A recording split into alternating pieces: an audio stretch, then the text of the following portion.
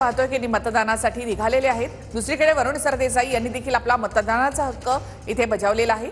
ती दृश्य आपण पाहतोय।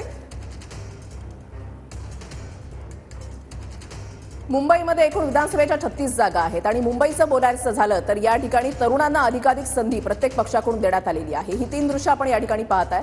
अमित ठाकरे आपल्या मतदानाचा अधिकार बजावण्यासाठी आता मतदान केंद्रावर पोहोचतायत। मनसेचे नेते पहिल्यांदाच निवडणूक लढवतायत। राज ठाकरे यांचे पुत्र आणि माहीम मतदारसंघामधून ते निवडणुकीच्या रिंगणामध्ये उतरलेले आहेत।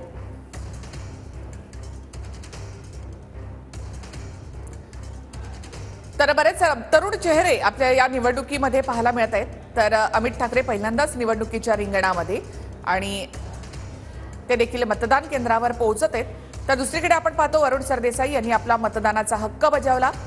तर तिसरीकडे आपण पाहतोय की युगेंद्र पवार देखील मतदानासाठी निघालेले आहेत। तीन तरुण चेहरे महाराष्ट्राचं भावी नेतृत्व म्हणून ज्यांच्याकडे पाहिलं जातं, तर असे हे तीन चेहरे आपल्याला या ठिकाणी पाहायला मिळत आहेत। एक अमित ठाकरे, वरुण सरदेसाई आणि युगेंद्र पवार।